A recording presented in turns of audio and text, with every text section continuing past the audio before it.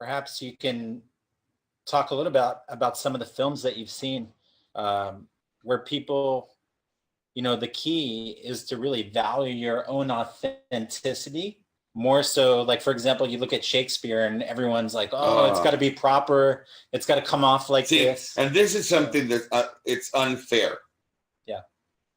There was a TV series, and it was absolutely authentic. It was about Shakespeare in his time. It was dirty and bloody. England's a dirty place. Yeah. And, they come out doing, oh, the world is, and it's like, and then we start trying to do it. You can't do that. Let them do it that way. You can't do it. Yeah. And they didn't talk the way they talk now. They didn't. It was a diseased, dirty time. Yeah. And they do it in Shakespeare, this miniseries. They do it exactly, damn close. It was wet and dirty and diseased and fucking and whoring. It was all there. Yeah. Shakespeare had an affair. And it's in there. He had a child. He had children with a woman. Yeah. It's there. It showed how the plays were written to reflect the time. It's not royal. It is meant to be done. It's meant to be given. We can do it. Yeah. I have experienced in the last 2 years a boy in my class who can kick the shit out of it. Better than any student I've ever had. And you know what? He doesn't really know it. He just loves it. Yeah. And I have seen him work absolutely egoless on Hamlet. I kept through him Hamlet and he did it. He knocked it out of the park. Henry V, knocked it again. He just goes in and eats it. What are you thinking? Well, I'm thinking about the fact that he loves it. Like he does it for the joy. He loves it. I feel like I passed it on to him. Yeah. And no one's ever loved it like that. Yeah. No one. And I'll be going home and he's asking me questions about it. Well, you asked me, you said I could do Henry V, which speech? I said, there's a Hamlet. I don't want to do Hamlet. I've already done those speeches. I don't want to go backwards. Okay, what do you want to do? He's hungry. He's hungry. He's hungry. Yeah. He and his girlfriend I adore. And I have so many books. And I had it was a gift from a very dear friend. He gave me the entire canon of Shakespeare, all of them. Yeah.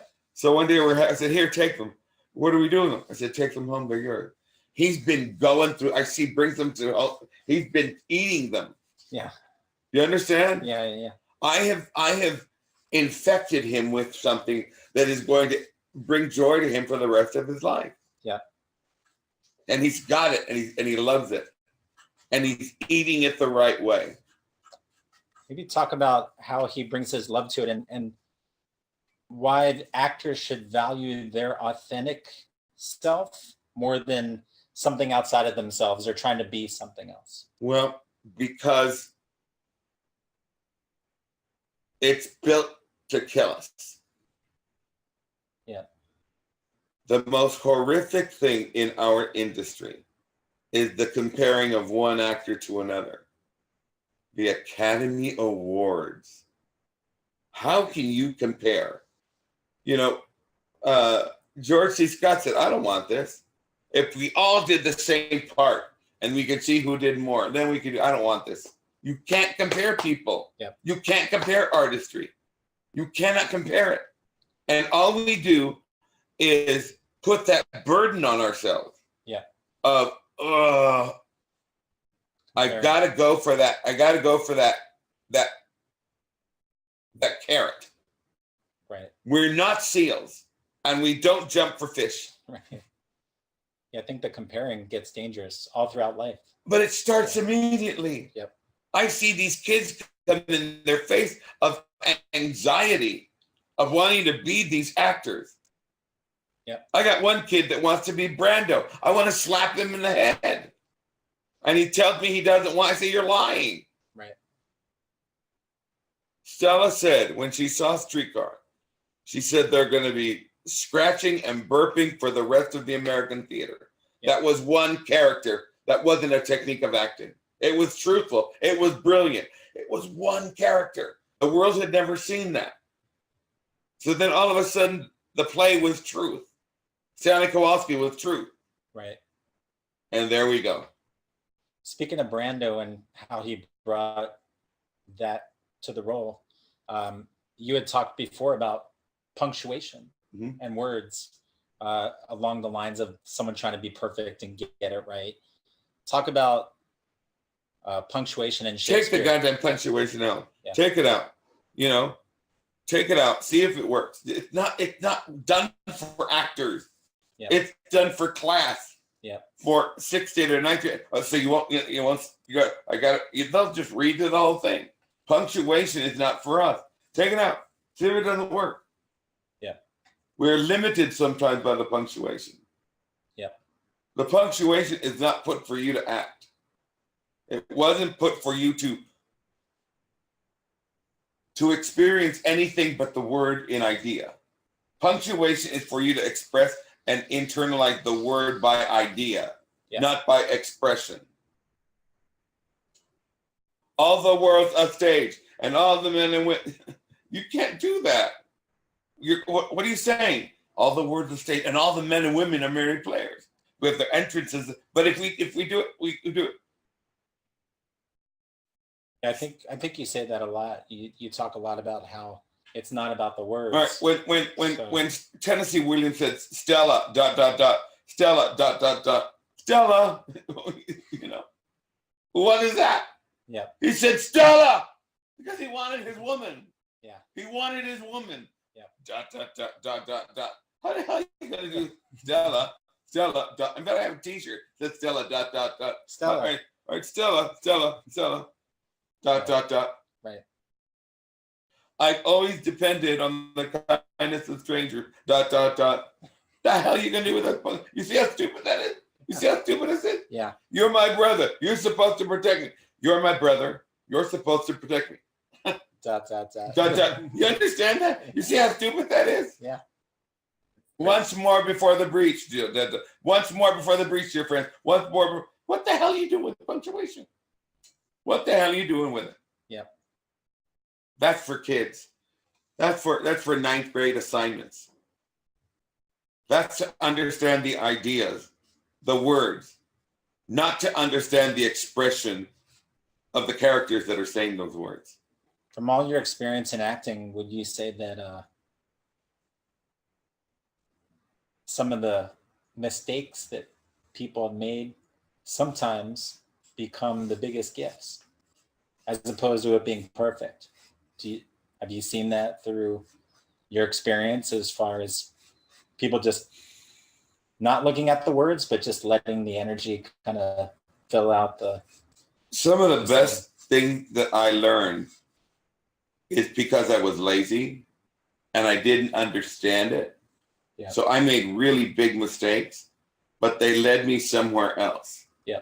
And Eric Barr, a brilliant teacher, taught me how to make those mistakes and run with them. And they weren't mistakes. Yeah. I was finding something that was different. Yeah, that's pretty key. So talk about finding something different as far as having fun with acting. We were talking about this movie with Jack Black, The House with a Clock for Walls, and where he plays a warlock. And he just brings his own playful self to it. This is a man. Now he's going to be categorized as that. Yeah. He's always going to play that crazy thing. Yeah. See, Robin Williams was shackled by Mork. Yeah. And he couldn't get away with it. But when he did Dead Poets Society, he said, no, I'm an actor. Yep. When he did that other film where he won an Academy Award, Good Will Hunting. Yeah, Good Will. He was amazing. Yep. There was no Mork there. No. There was no joke there. This was a man who talked to a kid who was broken, and they were broken the same way, and he could help him. Yeah. And he said, go get the girl, and you saw him leave.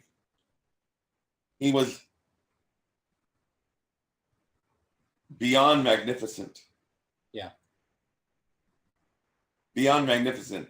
Because opportunity met talent. And he was strong enough to stop laughing. Yeah. He Well, even like Jim Carrey too. I mean, there's a lot of people that come from comedy, and obviously a lot of those comedians take that from their pain and infuse it into their comedy. But some of those actors are like Jim Carrey and they're not Robin they're Williams, not some of them, like I don't know serious bits they do is I don't know if Jim Carrey's ever been given the opportunity, A. Yeah. I don't know if he's ever wanted it, B. But I think there's something very large behind him. And I don't know if he'll ever discover it. I don't know if he wants to. Yeah. But the boy, I don't remember his name, he died, who played the Joker. Oh, Heath Ledger? Yeah, I think, and I don't think it was the Joker. I think his enormous talent woke him up. And the Joker did something to him that allowed him to break through. But see, it wasn't the Joker. It was his psyche that went to places and opened doors that he hadn't comfortably opened before. So through those portals came the Joker. Through the portals came insanity. Right. Through those portals became need for things. I don't know what he used, but he needed somebody to shut all that down. And he used the wrong things.